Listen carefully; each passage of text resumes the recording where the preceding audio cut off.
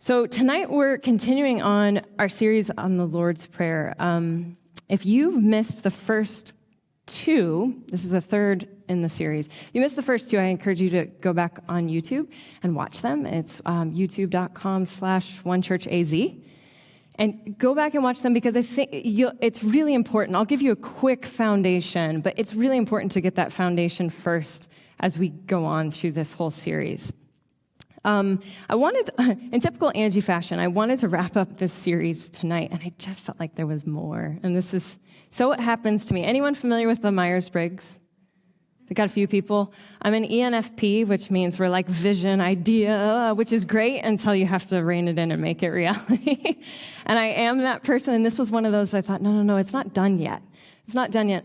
And I realized, as I said last week, we could go on and talk a lot about this subject, which just seems like a prayer, but there's so much to it. Last week we did a really great call and response type thing that was awesome. If you missed it, I'm sorry you weren't here. It was so much fun to have people shout out their thoughts and responses to things. And I think it's important that I'm always cautious. I don't want to be someone that talks at you, but someone that's participating with you. And I think that you have so much more and a different angle to give to these stories than I do. And it's important that we as a collective join. So that was fun. Did you guys enjoy that if you were here? Got a few head nods. So yeah, as I sat down to kind of prep December and how we're moving into the next couple series, I thought, yeah, this isn't quite done. So next week we'll be wrapping up the very tail end of the Lord's Prayer. Just as you thought there wasn't more to it, there's still more. And then the last one, the week after, there's not a slide for that yet, but we'll put one together. The week after, we're going to do a communion Lord's Prayer together. For those that love communion, this is your chance. For those that are like, I don't like communion, trust me, you will like communion after this, even if it's not in the traditional sense. It's going to be a place where we'll come together, more than anything, eat, have dialogue, and reflect about what we've learned over the last few weeks. I think we can handle at least that, yeah? And I've noticed people come when there's food. Our attendance is the highest when food's involved. By far. I know we get these, I'm not a big numbers person, but we do get these number charts, and it's amazing. Anytime there's a meal, it's like, whoop, there you go. And I think because there's something to that communion idea, this idea of sitting together, breaking bread, having food, having conversation. It is so deeply meaningful to us humans. So a quick recap. Like I said, I think it's important. I did this a little bit last week, and I'll try to jump through this, but I think it's important that if you didn't hear the first two, you get a foundation, a basis for this. So the Lord's Prayer isn't just some made-up prayer, as some people think. Jesus spoke these words as recorded in the Gospels, and we see this paired right in the middle of his Sermon on the Mount. He didn't name it the Lord's Prayer. That's just its nickname. And it appears in a shorter version in Luke, and then a longer, a little bit slightly more elaborate version in Matthew, which is the one that we read. And it's made up of, I think I said this wrong last week because my brain was a little scattered. It's 7 petitions or requests in 2 parts. I think last time I said that backwards. But it's 7 requests, which is split down into 2 parts. The first half, which we've gone through over the last few weeks, which was focusing primarily on the divine. So the first half was name, kingdom, and will. So we talk about the nature, really, of God. We also talk about the nature of God's kingdom and the nature of God's will. And we kind of tried to demystify this a little bit and make this more accessible to humans in 2018. Because otherwise this sounds like a prayer for those people at that time in that culture, and it really does nothing to us today. And then the second half of the prayer focuses really mainly on us, on humanity. So I might walk around a little bit. My ankle's a little better, in case people are wondering. If those of you that don't know, I took a tumble, and it was funny. It was a week and a half ago. I am the biggest klutz. If there's one thing there, I'll trip over it. So the second half really focuses on humanity. So we have give us, forgive us, lead us, deliver us. And it's lots of help, help, help. But as you notice, what's really interesting is the words used in the prayer are what I mentioned before is almost like demands rather than a request. It's like, no, give us, forgive us, lead us, deliver us. It almost becomes this demand in a sense. And these two sections, they're separate. But one thing I think we ought to pay attention to, I'll say this throughout the whole series, that yes, they're separate halves, but the two completely respond and correlate with one another. You can't have one without the other. So each is speaking to the other, each is affecting each other, each is relating to each other. It's basically, in a sense, basically co-creating. We're co-creating together. So when we're talking about the nature of God, we're talking about the nature of us and vice versa. It's not God over there and us over here. It's a union. And so it's a prayer. What I love about this prayer and why a lot of people call it revolutionary or a manifesto is because it's really not a prayer in which you sit idly by. And that's what we tend to do. Most of you maybe have been raised in some sort of tradition where you said this as a kid. Maybe you've said it for years and you're like, I don't even know what this means. And because I think we've lost its efficacy and we go, I'm just going to repeat this instead of going, no, this prayer is actually inviting me to join in and join in and co-create with God. So the first week I focused mainly on the words, Our Father, which you can watch in the first series, which is so important because, as I mentioned before, I think that's where a lot of people can get caught up. I've noticed this a lot. When I mention to people, they ask what I do for a living, maybe people I don't know. And I technically have two jobs. I own a creative agency, but I'm obviously also a pastor. And so I'm thinking, well, which one do I tell them first? Because you know it's going to be an interesting response. So we talk about being, in the design industry and creative industry, and it's like, oh, cool, that's great, that's exciting. And then I mention pastor, and I get a couple responses. I either get the person that instantly is like, great,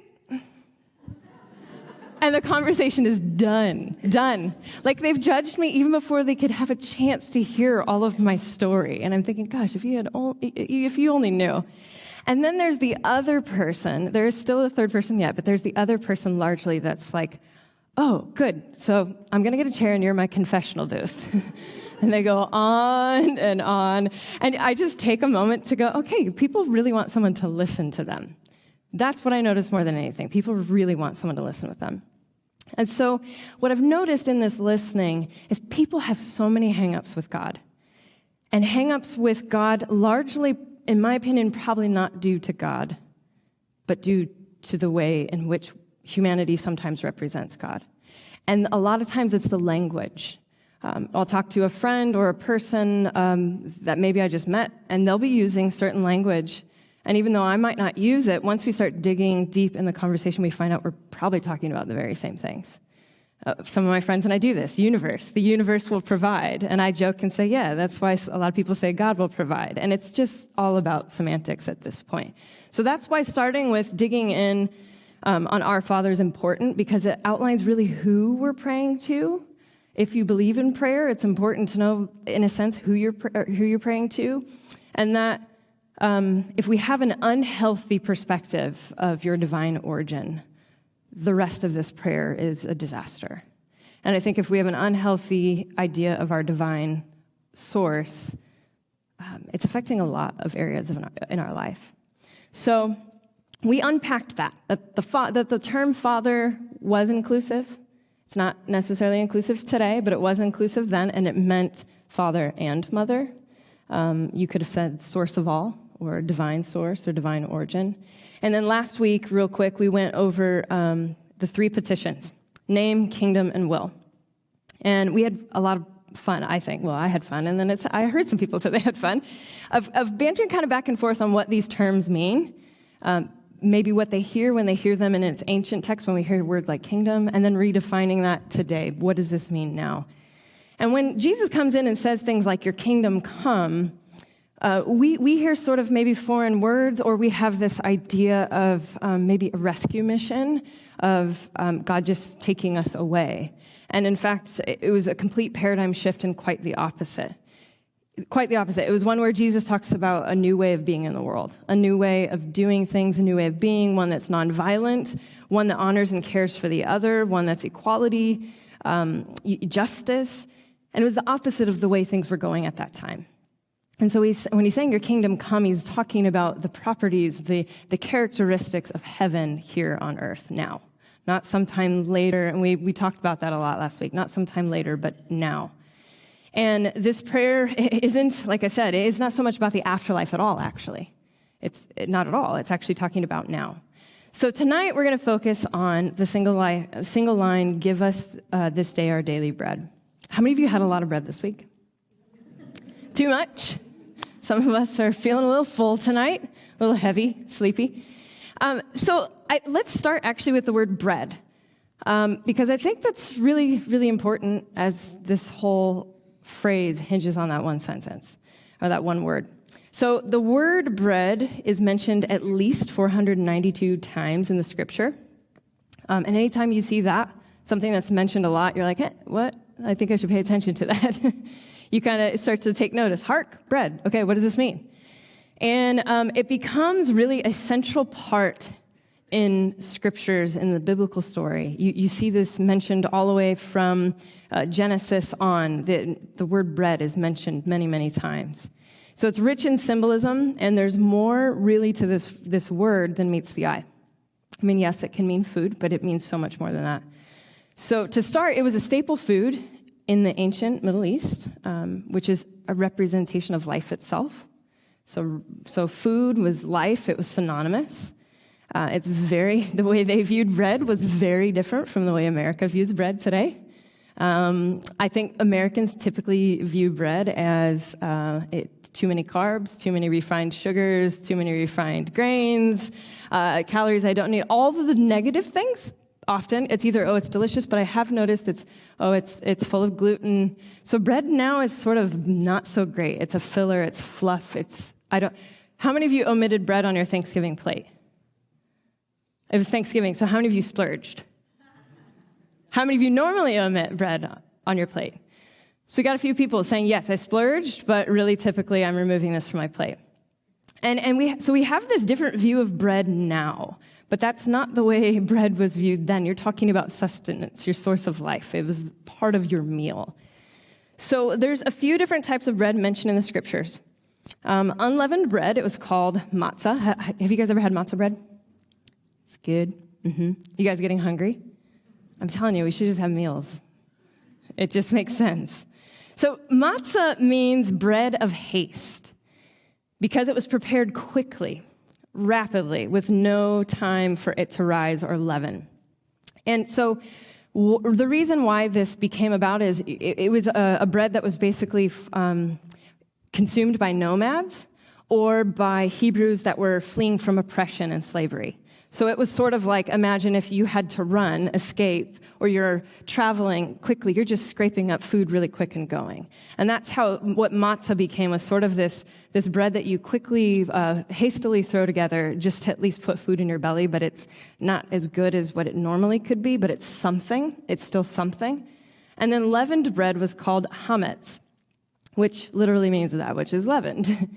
And it was eaten by what they call it, which makes me laugh. It was eaten by sedentary people, and it was represented with continuity and patience. So this was something, continuity and patience. This was something that was, think of this person, I'm trying to find the right proper word. This person would have been someone maybe that had more luxury. Someone that was more sedentary at that time probably had the luxury of sitting around while the rest of the people were working.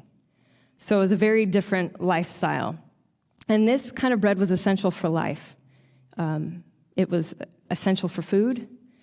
And what I find fascinating is both kinds of bread are sustenance. Both kinds of bread are vastly different, right?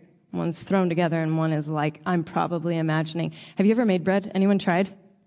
How many of you are successful at it? Danielle's like, me! Woo! In a past life, actually, it was probably not that long ago, maybe 12 years ago or so, 10 years, I was a baker. And it's a long story, but I was a touring musician and had a lot of odd jobs when I would come back home. And one of them at one point was a baker. And so we had to go through this process of making bread, or we would make cinnamon rolls, which were like the size of your face, and they were so good. But it took so much time to make one cinnamon roll. So much time. It's rolling out this dough, putting the flour on it, and then you sit and you proof it or let it rise or leaven, and that takes forever. And then usually the next day you pull it out. And so it was such care. It was such care and art form and such delicacy put into this that would have probably been more of a luxury than not. So what I'm curious about is both of them represent two different kinds of bread or sustenance. Now, when we're talking about bread or sustenance, that can mean a lot of things, not just food. And how many of you have ever felt that you faced a season where you wondered where maybe you didn't know how you were going to get through it? Few people, maybe some of you are in it. Like, for instance, let's make it a little bit more bread relatable, how you were going to pay your bills, how you were going to feed your family. Resources just seem to fall short. Has anyone been there before? I've been there before, and sometimes it surprises me because when you're in it, that's all you can see. When you're in it, it's consuming. That's all you can see. And when you're out of it, you just have this moment of, how did I make that happen? And I think that maybe it's a bit sort of like the matzah, if you will, if you want to use an analogy to connect, that it's quick and hurried, that sustenance that you get to sustain you through that troubling time, but it probably comes in the form of something like ramen and rice. But you still have some sustenance, right? You're still living, you still have your needs met, but it's probably not at all the way you would prefer. So maybe you can pay your bills, but you're scraping, change out of your pockets, or you're borrowing cash from a friend. You're doing odd side jobs here and there just to make ends meet. And it's not really satisfying, but it's at least nourishing. Has anyone been there? And you're kind of like, you go through it and you think, I made it. Those were the ramen days. Anyone had ramen days? Yes. And for me, it wasn't just college. A lot of people associate that with college, and sometimes it was just life. It was like, I don't know how I'm going to pay for this. How am I going to get through this? I'm just scraping by. And then it just gives you a little bit of this. When you start to pair that bread means a little bit more than just food. It also means provision. It also means money. It means so many things. You start to pay attention to this in this story, that there's a lot going on when we talk about give us this day our daily bread. And so we get a glimpse by talking about matzah, like that's the glimpse of what this daily bread stuff is. So then there's something else that we need to tie in called the law of first mention, or sometimes people call it the position of first mention. So this basically, and you'll have to forgive me, I'm a little bit scatterbrained because I think that we literally drove to Prescott from Thanksgiving, got here, I practiced, I headed over here, and I thought, I just need a break. Which is exactly what Thanksgiving is as well, which we'll get into this. Thanksgiving is also rooted in with a Sabbath way of being, is taking moments to rest. So there's this law of first mention which helps us interpret Scripture. Some of you might be aware of this. Some of you might have used this in the past, but for those that don't, the law of first mention is sort of like when we see something mentioned in biblical narrative, but I think you could probably also apply this to a lot of sacred texts and probably even stories. You see something mentioned in literature, and you start to ask yourself, like, well, wait, where did I see this before? You pause and you reflect, wait, did I see this before? When was this mentioned before? How does this relate to this story? And what you see happen a lot is where some people sort of interject in the middle of a story in the Bible, and then they'll quote the scripture based on that. Just throwing an idea, some people call it cherry picking. You throw ideas out there without taking a moment to see, well, when was this first mentioned? What was this talking about? And then what was it talking about again? And you start to get a bigger story arc rather than just this one little tiny thing that we often really misinterpret. Now we've lost the overarching story. So the law of first mention, I think we can apply to this. Like, where do we see bread mentioned? Before Jesus mentions it in this prayer, where do we see bread mentioned? Just for kicks, how many people have some ideas, maybe where we see some bread mentioned? There's no right or wrong answer. Because even if you're wrong, it's okay. What's that? Last Supper. Okay, so we see the Last Supper mentioned. Passover? Fishes and loaves? The miracle of the refilling oil? Anything to do with rain? Manna? Okay. So we'll get to some of these stories in a minute. Some people are like, what are you even talking about? Trust me, we'll get to a couple of them, and then we'll all be in the same boat. So you see that there's a few different things mentioned about this bread, and it kind of weaves together. So let's go to manna. Someone said manna, and let's go to that. I heard this story a million times, I think, when I was a kid, and it was always like, what is that? I don't understand. And it was told so literally that I don't know that it fully bared weight in my heart. I don't think it really did anything other than, wow, there's this interesting story of bread falling from the sky. So in Exodus chapter 16, we read this really bizarre story about heavenly bread, literally heavenly, what they would scholars interpret as heavenly bread crystals falling from the sky. So imagine going outside after this, and you're like, it's raining bread. Wow. It's the most bizarre thing ever. It's literally bread crystals falling from the sky. I know I said it's really bizarre. Bear with me. It was providing, these raining bread crystals, if you will, was providing nourishment for the Israelites who found themselves wandering in the desert for 40 years. So this becomes nourishment that gives sustenance to them. And we read in Exodus, it says, when the children of Israel saw it, they said to one another, it's manna, because they did not know what it was. And it's funny. It's funny because manna is Egyptian for what? And so that when you put it that way, they probably looked outside and were like, what? Okay. There's no words for that. What are these raining bread crystals? I have no clue. And so I imagine that they were puzzled. They were trying to figure out what was this sustenance falling from the sky. And manna, interestingly enough, is mentioned in the Bible as well as the Quran, and it's a portion of ready-to-eat food. A portion of ready-to-eat food. So in the Quran and in the Bible, we have these stories. And if you're a little bit Quran adverse, I'll have you know that a lot of the Abrahamic religions, Judaism, Christianity, and Islam, have a lot more in common with our ancient stories than we realize.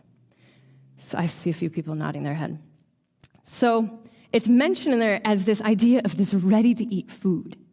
And so it kind of reminds you of matzah, doesn't it? Sort of this quick, hurried, where did it come from, ready-to-eat food. And that, I think it's like a quick portion that provided what you needed when you needed it. Maybe it wasn't what you wanted it or how you wanted it to be, but it was something that provided you at least some sort of nourishment. Now, bread would symbolize, and we'll get back to some of these in case you're like, Angie, where are you going?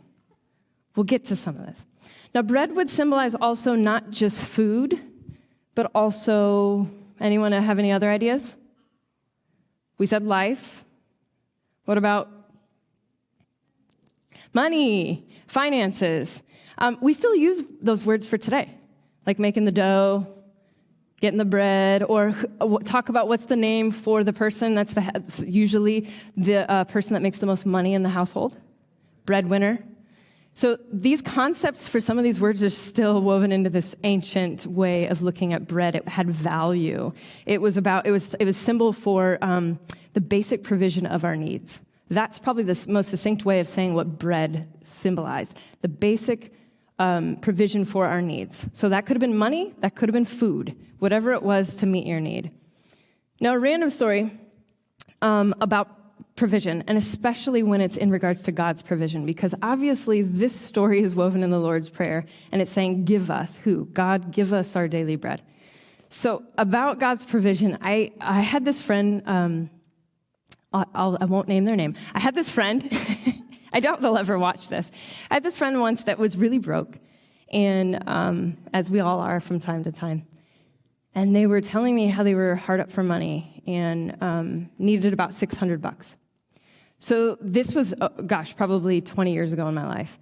They're hard up for money, and they're telling me, I really want God to provide. And I'm like, okay. Well, I asked them a week later, like, how's things going? Did you get your $600 to pay rent? And they're like, oh, well, my pastor said he would loan me the money, but I'm just waiting for God to provide. I was like, okay. So I see him a little bit later. We're talking about that he is stressed out. And I'm like, how's things going? Did you find money for rent? My mom called and said that she could loan me some money, but I'm just holding out for God to provide. So okay, a little bit crazy now. I see him a week later, or maybe it was a couple weeks later, and I'm asking him, like, yo, how are things going? Have you finally found God's provision in $600? I had a couple friends, they said that, one friend said he could give me, $50, another person said this, and I had a chance to do a really quick odd job and make a little extra cash, but I couldn't quite fit it in, and I'm just waiting for God to provide. And I just distinctly remember being like, I think that's what God's trying to do.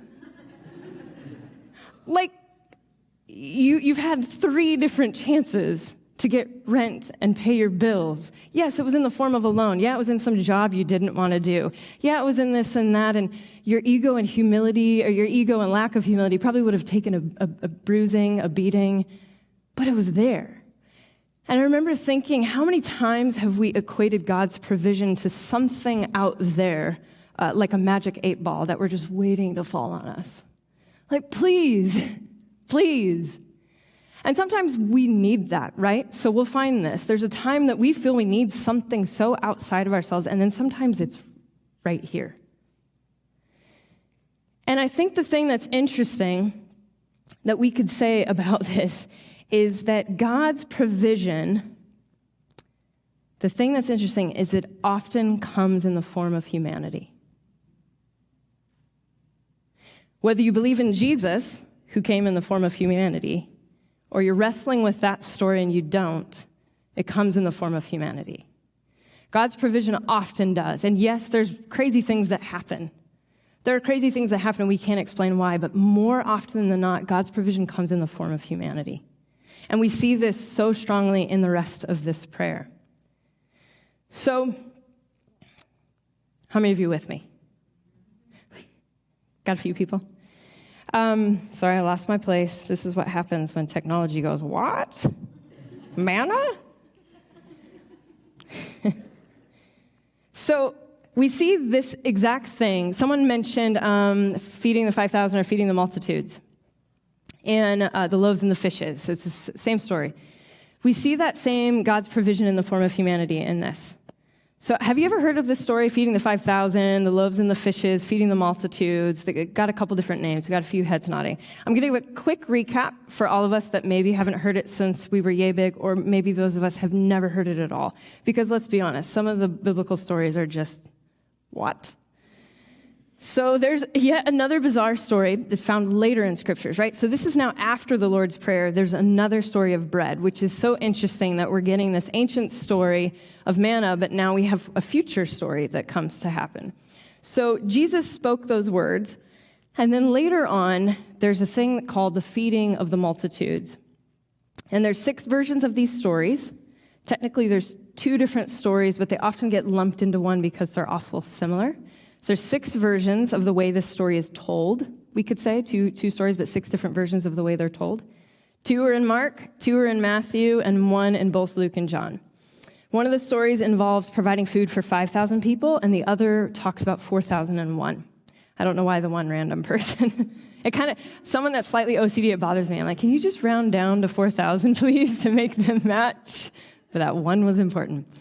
I should also note, too, that when we say 5,000 and 4,000, that's actually not accurate, because in the biblical history, due to the patriarchal nature of society, the way it was, only men were recorded.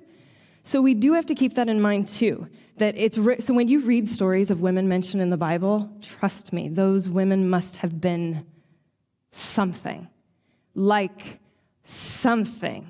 When you take note of I know a lot of us gripe, like, why are there only stories of this, this, and this? I feel the same. Why aren't there only stories of these 4 few women?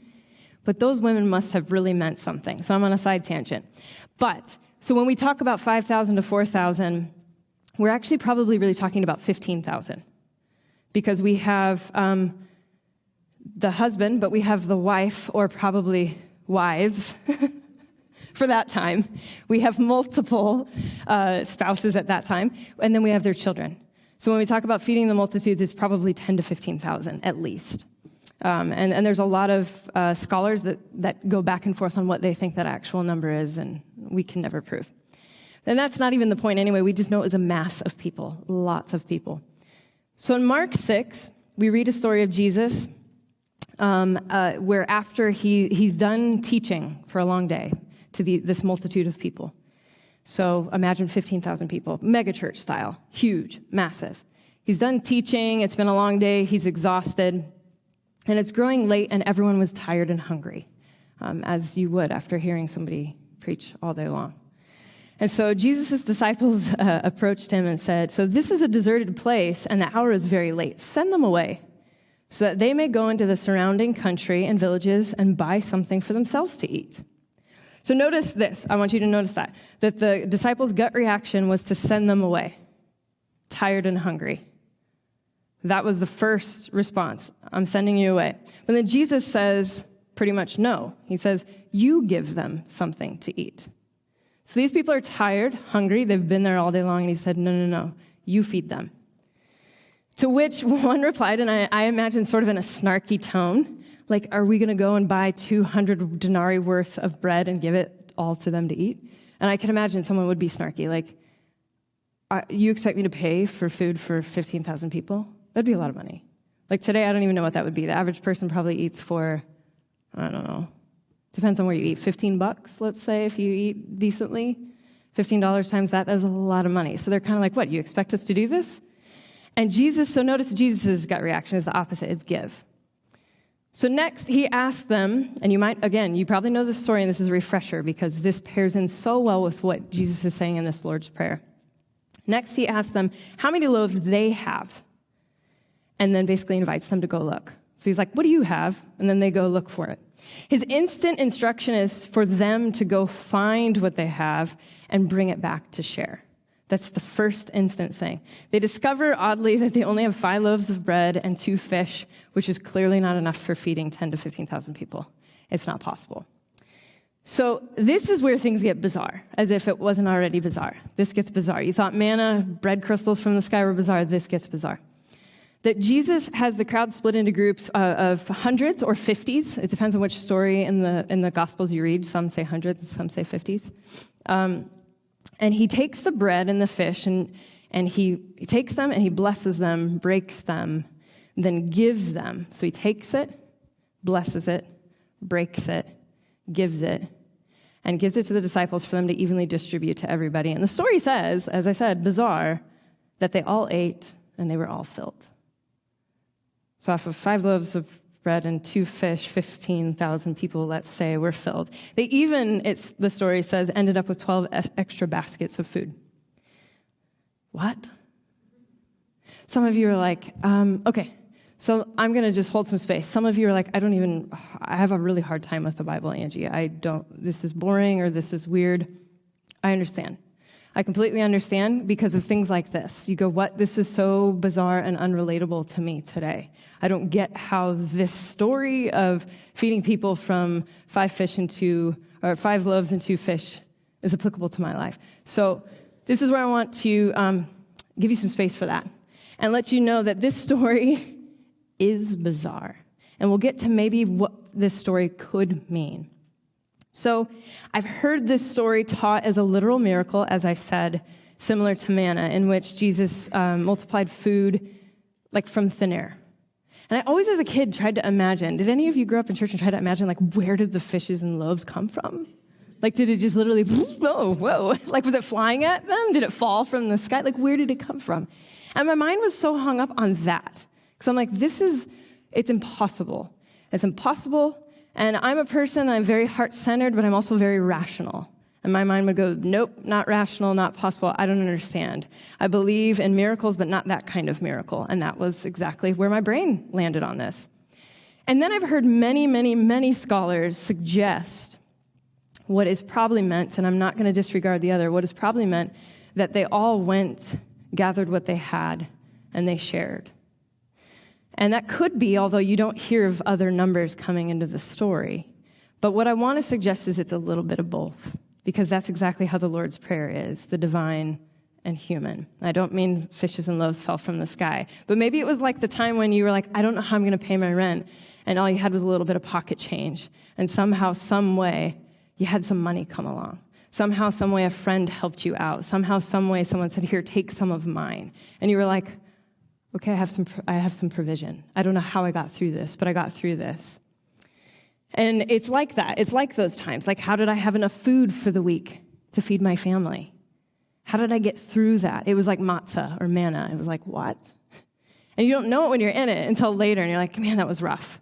Those ramen days were rough, but I made it through. And so regardless, I think of what the actual truth happened, don't miss out on the meaning, because this is so important. And this ties so in with give us this day our daily bread. That when Jesus multiplied the bread to feed the crowd, bread became a sign of sharing. So bread became a sign of sharing. This story really mirrors this Lord's Prayer. God's space, as we mentioned, overlapping with human space, co-creating and bringing heaven on earth. So the key of this entire prayer, and I believe the heart of the gospel, is us working alongside the divine to bring heaven on earth. So there's a quote that is often attributed to St. Ignatius. And honestly, it's inspired me many, many times in life. Many, many times, before I even knew who the original author was. And it's a quote that says, pray as though everything depended on God. Act as though everything depended on you.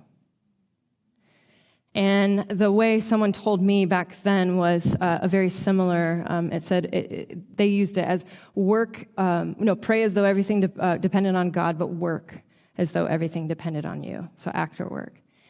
And that really took root in my heart, this idea of being somebody that sits idly by and says, help, but never doing anything, typically brings you nothing. But being someone that says help and then chooses to do something or chooses to receive, that's where that divine magic happens. That's where that divine magic happens. And so Jesus models this example with a few key action words. We're going to tie this up here in a minute, and thank you for your patience, because I was told recently that even if people like hearing you speak, they'll usually tune out at a chunk, and I've done it myself when I hear people speak. You start thinking about what you're going to do later. You start thinking about what you're going to eat later. And you might give me a verbal, but really internally you're like, and then I'm going to do this. So thank you for bearing with me. Thank you for bearing with me, because this one has a lot of depth. As you can see, this is why this is going on another week. So Jesus models that example that I'm talking about, the praying as though everything depended on God, but acting as if everything depended on you. It's this divine interaction. He models this with a few words. So he takes the bread, he blesses it, he breaks it, and he gives it. So let's take a quick look at that word take. So Jesus basically took what the disciples had, right? So first I want to point to, it's hard to give from what you don't have. And a lot of us have something to give, something, even if it's so small. It doesn't have to be money, but a lot of us have something to give. But he took what they had and started there. And then he blessed it. Now, the blessing looks different for everybody, but the act of blessing was something, it was like a sacred way of saying thanks, if you will, a sacred way of saying thanks. And we did a lot of thanking this week. Did you guys do the whole, what are you grateful for or thankful for around the dinner table? Anybody? It's a typical practice at Thanksgiving. And I find that so fascinating because the very, very word Thanksgiving comes from the Greek word Eucharist, which is associated with the Holy Communion, which is what? Taking bread and breaking it. What is it? It's food. It's drink. It's sustenance. And so it's so fascinating to me that this word Thanksgiving, this holiday, is a way of practicing gratitude and thankfulness, and that's really the origin of the Eucharist. So if you have some complications with communion, reframe all of that into thankfulness. Thankfulness, having gratitude and thankfulness. And it's interesting to me that millions of people around our nation were practicing their own version of Holy Communion. And maybe to them it's not, but it's that thankfulness. It's that breaking bread. Something magical happens when we get together and we break bread and have food. So then the other one is break. And breaking bread is just the simple act of sharing, of love, of food, of nourishment, of resources, of provision, and the important key word is for all. That song we sang earlier, All Belong Here, that this table, come eat at this table, that's this key that you see Jesus paint again and again. He sat at the table so much so with people not like him, or maybe they were like him, that he was accused of being a drunkard. And you have to wonder how many people today that call themselves religious would allow themselves to be called that, to hang out with people and be called that. And then the last is he gave. And we see John 6:33. For the bread of God is the bread that comes down from heaven and gives life to this world. So the bread of God is the bread that comes down from heaven and gives life to this world. Now, last week, if you're kind of like, what does that mean? Last week, we talked about what heaven could be, yeah? We talked about that it was making here a better place.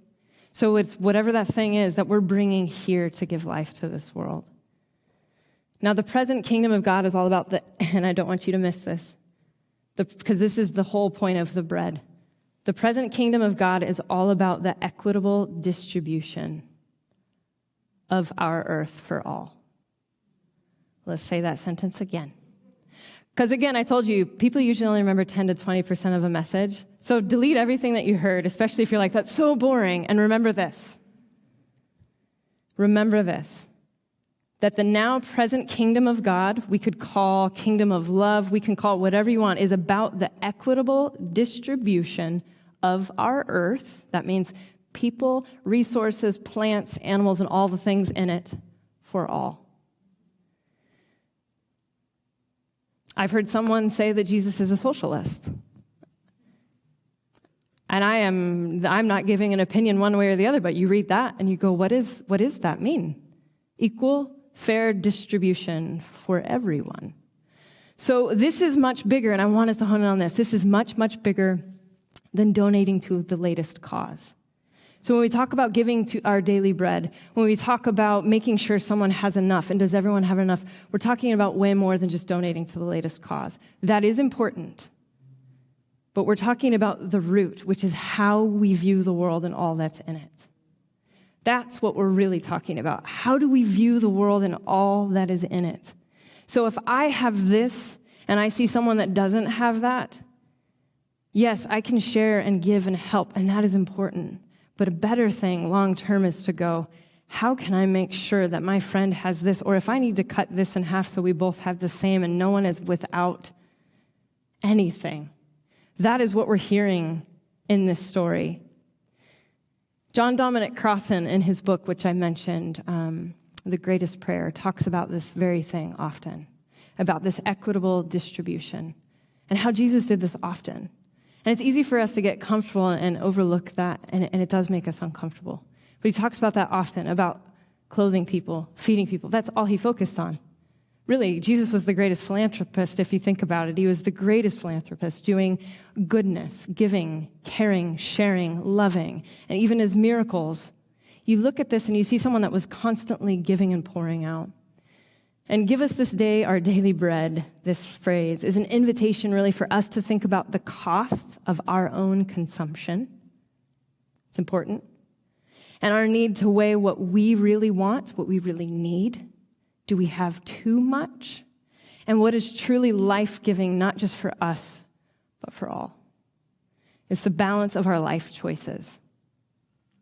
And so now that we've positioned ourselves in a way to recognize that we are co-creating with the divine, it really begs us, as we defined our Father as the householder of the world. We defined that, our Father is the householder of the world, which means we're in a house and we're all in it together, which once you know that, you have responsibility to care for those in the household with you. Now that we know that, it prompts us, it should prompt us. It should prompt us to be asking certain questions like, does everyone have enough? And I know For many of you that have gone on mission trips, or if any of you just went to Mexico, you can almost end up with guilt. You come back and you just want to get rid of all of your things. And that's a normal, natural response. That's also probably not the answer either. There's many, many solutions depending on your own personal life, but it should be at least asking us, does everyone have enough? Does everyone have enough bread? So that bread, food, money, clothing, are they taken care of? Are they provided for? So I want to leave you with a couple questions. We're going to end in a few, but I'll leave you with a couple questions. And I would love for you to respond because I always think this is where it gets interesting to hear. Let's start with a general one. What can I do? And let's say, what can you do? What do you think you can do to be more generous? And you can take your time and yell out whatever comes to your mind.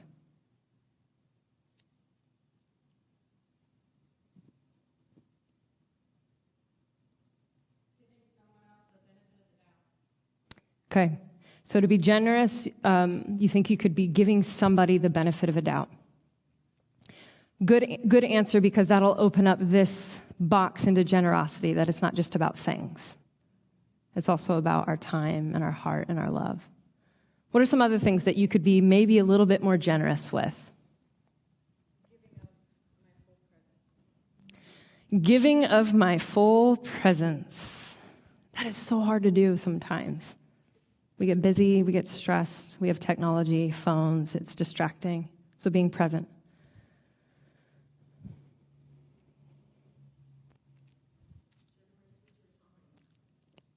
Being generous with your time. Yeah. To people, certain people, anybody. Anybody else have any thoughts on how you could be more generous? Okay, being generous with humility. So being more humble, yeah? Okay, giving humility. Generous with forgiving. Oh, that's going to lead us into next week. Generous with forgiving. If any of you know the prayer, that's where we're going to go next week, is about forgiveness. Generous with forgiving. So when we say generous for forgiving, are we saying being more quick to forgive, or is it maybe not about the quickness, but just the willingness to forgive? Willingness? Just even considering forgiving? Admitting you need to forgive is the first step? Okay. This is an obvious question. Does everyone have enough food?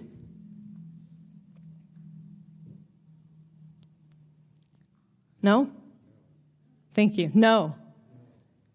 Do you have enough food? Yes. Now, I'm not going to make an assumption about everyone's socioeconomic status, because I know there may be some in this place that don't feel they have enough food. And we want to be mindful of that, because that is a thing too. But I'm going to gather, if you're in this place at this time, at this year, at this location, dressed the way you're dressed, hanging out with who you're hanging out with, listening to this is more of a luxury. You have enough food. So we've identified that no, not everyone has enough food, but yes, we all have enough food. How does that make you feel, knowing that you have enough? As a matter of fact, with Thanksgiving, we had more than enough, right?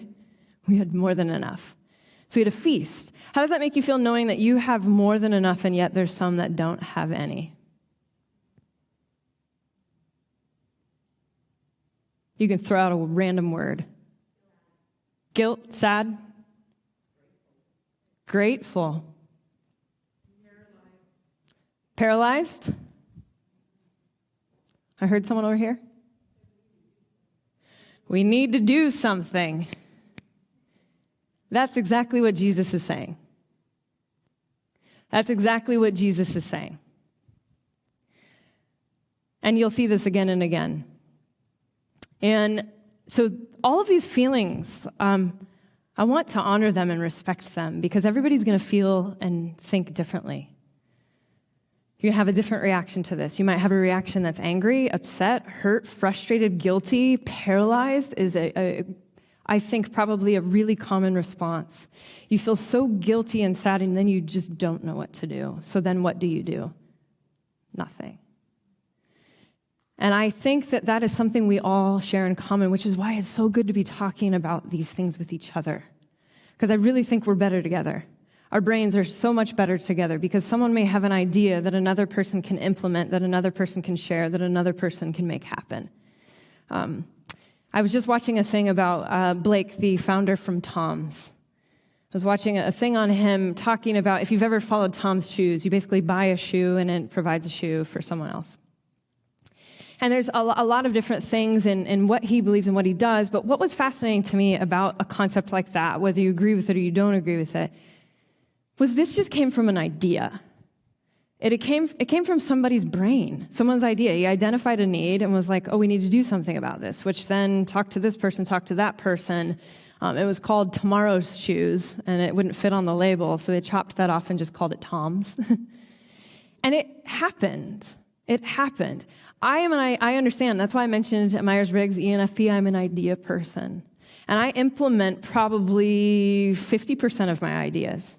The other ideas are too big for me. They're too big for me, and I've recognized those ideas that are too big for me, and I've decided I need to share these. These are shareable ideas. So these things you're thinking of, we can talk to with each other. And I'll say this as a caveat. We're going to explore this. We're going to wrap up soon. I know you're getting antsy. We're going to talk about this more in the future, ways that one church can actually partner with and do things. That we can come and we can worship and we can experience, but instead of just hoarding, we can also pour out and give. So it'll be both. It'll be a both and, not an either or, but a both and. So when we say, give us this day our daily bread, it's a request for actual food, but it's a request for spiritual food. And so maybe you don't have money, or maybe you don't have much food to give, but you have some wisdom. You have some wisdom, you have some love, you have some nurturing oomph to you. Give that, share that, don't hoard that. And I'll say this, if you struggle with the concept of prayer at all, I didn't mention this in the very first one, but I know a lot of people do in this place.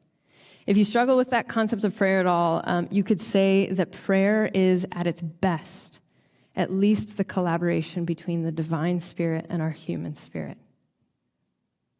And if you're not even sure what the divine spirit is, call it love, call it goodness, call it something other than you. It's this collaboration. This time I want to invite the musicians to come up. And there was a lot I think we unpacked. But the thing that is something we need to remember probably more than anything is that when we talk about bread, and we see it often, is bread was something that was a resource given to everybody. Bread was something that was usually a heavenly gift offered up by humans. And it was a resource for everybody. And so I think it begs us to ask, what are small ways what are even just small, simple steps we can in our own life do something different? One thing I've been thinking about for myself, because I want to practice what I preach, literally, is I've been thinking about, what are ways? Because I'm like you. I get these ideas, and then I go, yeah, but what are ways? And I can think of a zillion nonprofits we can partner up with, and that's a good thing. But then I also think, what are very practical ways for myself? Well, I've been thinking about ways to take care of the earth, ways to take care of people, and so I've been thinking, well, what if every time I go to the grocery store, I buy just a little extra food? And that food I can donate. What if I start inviting people over for a meal? What if I start making decisions, whether that's about my finances or my voting or the way I conduct myself in the world, and I don't just think about me, but I think about how it affects other people. Those are just some small practical ways. And I'd love to hear, I always say this, I'd love to hear your ideas, because I think that we can come up with something, even just for our small corner of the universe. And I'm not talking about solving all the world's problems, but our small corner of the universe. So I want to invite you into an attitude of prayer, in however you're comfortable hearing and receiving a reflection of prayer. This prayer was written by someone in our community who chooses to remain anonymous. but had taken the time to reflect on just what this Lord's Prayer was starting to mean to them. That it was starting to take shape and form maybe that transcend language in which they were used to hearing the Lord's Prayer. And it meant something that had a lot more weight to it. So I want to invite you to a space where, if you're comfortable closing your eyes, or if you're comfortable just sitting and listening, where you can just sit and listen and reflect on these words. Divine source of our being, giver of body, breath, sight, and soul. No words can describe our awe for you, nor our gratitude for who you created us to be. Your reign of love existed before time, your wisdom long before the sages. So may it be so here and now, all the more present, all the more visible, all the more real, all the more felt by every human you have made in your image and by every magnificent creature you have formed. Bless us only with your grace, our daily bread, our breath of life. Restore us when we forget who you made us to be, and instill in us the same grace for others. Awaken your spirit with our souls and transform us. Only you, divine love, can change us for eternity. May your love be resurrected and manifested through our union with you forever. Amen. Now, as we move into this next song, I want you to reflect on those words, on what that might mean for you to be in union with divine love.